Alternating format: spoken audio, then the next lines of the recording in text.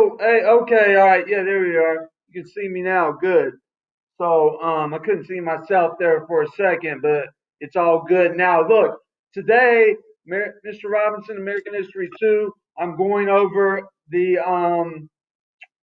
we're going to start the next unit, which is the Cold War. Okay, so hooray, World War II is over. All right, everybody can rejoice that we're done with that unit. But also at this point, the world is kind of rejoicing because we have VE Day, VJ Day. All right, VE, victory in Europe, followed by the dropping of the atomic bomb, two atomic bombs, which led to victory in Japan. So now the United States is entering the next phase. Okay, United States is the phase the United States is entering is where it's going to become much more involved in world affairs. All right, because if you remember the American policy before World War One, after World War One, before World War Two, had been isolationism or neutrality, trying to stay out of world affairs. But now it's going to change. Okay, you know, so it's going to be a lot more heavily involved in world affairs, and it starts really at this point, right after World War Two. Okay, so like I told you, I've been to South America, I've been to the Middle East, I've been to Europe when I was in the military, and that is largely because how the United States policy changed after World War II. So let's go ahead and get into it. Okay, origins of the Cold War. Cold War will be it's kind of an ideological war, but there are also some what's called hot wars that happen as well between the United States and the Soviet Union. Okay, so after the war, remember, Soviet Union lost more citizens, more they suffered more in World War II. They had their country literally invaded by Germany. All right, they lost more citizens, more casualties. So basically, what they felt was like, look, Germany invaded us. We went and pushed them back, and then we took over Berlin. So we need this should be our land. Okay, this should be our land. Then we should control it. Also, if we control this area here next to our border, that will protect us from being invaded again. Like that just what happened to us. We just got invaded by Germany. If we control this land, it'll protect us from being invaded again. Kind of act as a buffer. So there's one thing that's going on. Also, remember what type of government as well as economy was the Soviet Union under? Well, I'll wait. Since none of y'all are here, I'll just go ahead and answer it. Communism, okay, which is a type of government, but also a type of economy. So the United States is after this war, the United States is thinking, well, let's spread trade and democracy. If we spread free trade, maybe we can profit, and then also these other countries that are being rebuilt, like Poland, these other countries, they can profit too to help build them back up. So economic growth is what the United States is aiming for. The Soviet Union, they set up what's known as satellite nations in Eastern Europe, kind of just what I was talking about. All right. They had just been invaded by Germany. They want to set up satellite nations as a buffer to protect them from being invaded again. All right, that's kind of what they're looking at.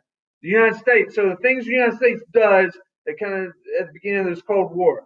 Again, the United States is trying to prevent communism, any spread of communism, because if you learn anything what I have taught you so far this semester, there is a paranoia in the United States.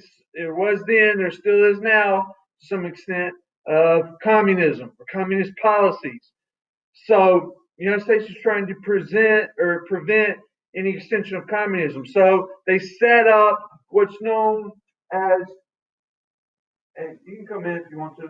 Yeah. They set up what's known as the Truman Doctrine. All right, the Truman Doctrine basically was a policy to stop the spread of communism, to support free people from communism. All right, and then they do this. This is important. That's why I put it on there. It's called the Marshall Plan by George C. Marshall. The Marshall Plan, the idea behind it was to give money to these countries in Western Europe to help build them back up. And if we give them money, if we give these countries in Europe money, then they will resist communism, and communism will lose its appeal.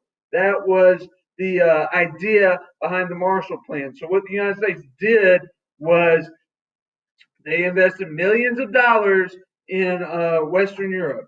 Again, hoping communism will lose its appeal. All right, this cartoon here is known as the Iron Curtain. So this is a phrase that our guy Winston Churchill, remember, Prime Minister of Great Britain or England, he says, "Look, an Iron Curtain has descended upon Eastern Europe." Basically, this Iron Curtain, all right, it's a figurative thing, but what he means is in Eastern Europe, there's this split between or in Europe, there's a split between the East, which is communist or under Soviet influence, and then the West, which is democratic or under U.S. and British influence. And this happens in Berlin. So remember that split in Europe. So basically, it splits in Germany. You have what's known as the East Germany and West Germany. So it used to be when they competed in the Olympics, it wasn't just Germany that competed. It was an Eastern Germany and a Western Germany would compete in the Olympics. Berlin, you had an East Berlin and a West Berlin. So again, it's split in the middle, and the Soviets are blockading Berlin, closing off Berlin so they can't get supplies in. So what the United States and Great Britain did was they flew in supplies to Berlin. It's known as the Berlin Airlift. Okay, so again, you have to the west an alliance known as NATO, and then in the east, the Soviets set up their own alliance called the Warsaw Pact. So in the west, the alliance NATO, North Atlantic Treaty Organization, you will have Western European countries such as France, Belgium, the Netherlands, Holland, England, Ireland, and the United States is involved in that too.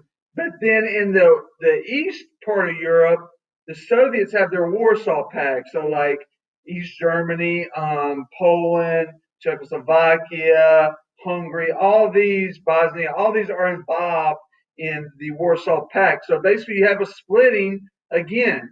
All right, and you have this formation of alliances, which, if you remember, that's one of the causes of World War I. So we almost see this progression into a World War III again, and during this Cold War, but we don't, thankfully. But this is just kind of the beginning of it.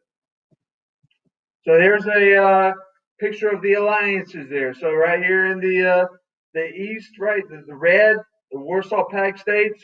I got Poland, Czechoslovakia, Hungary, Romania, Bulgaria. And then on the western side, you have to split Norway, United Kingdom, France, Netherlands, West Germany, Italy. All these countries are involved in the NATO organization. Okay, so you see the splitting there with the alliances after World War II.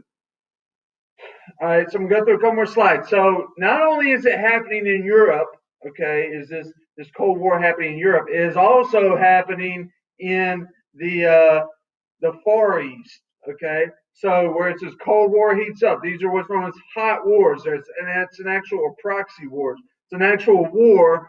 People are actually dying and fighting in this ideological conflict between communism and democracy. So in China, remember, China had been controlled by the Japanese. In China, you have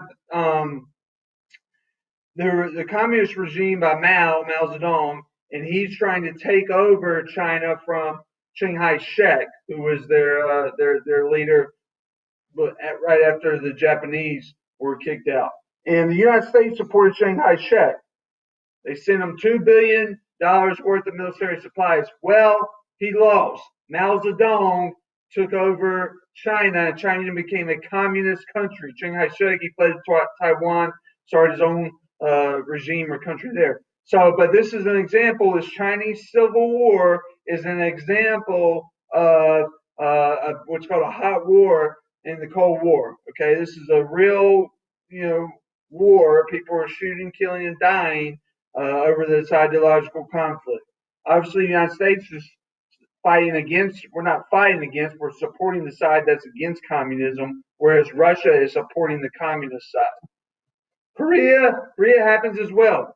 A civil war in Korea. So basically, remember Korea had been occupied by the Japanese, and it was divided at the 38th parallel. North Korea being a communist country, and then South Korea being a democratic country. So in 1950, right here, about 5 years after the end of World War II, North Korea invades South Korea. And so the United States is going to get involved in this. The United States is going to send troops, going to send United States Marines in there, and they send troops to aid South Korea, who eventually chase the North Koreans back at the 38th parallel. And what happens is they eventually go into North Korea, but then the Chinese, who are communists, come in to help the North Koreans out. And so there's kind of an example. They push them back, and then basically what happens in Korea is we see what happens is a ceasefire, the end of hostilities. All right, but this war is still not officially over. So today they're technically still at war with each other, but it's a very tough situation. So like if people from North Korea try to go into South Korea, they have guards there from North Korea that will shoot their own people if they try to escape to South Korea. Okay, not going to get into this, but eventually, like I said, there's a ceasefire, and they're technically still at war in North and South Korea. Remember, North Korea is a communist country still. South Korea is a democratic country. All right. Under the influence of the United States. That's why we have a divide in North and South Korea, because of World War II and this Cold War that follows it.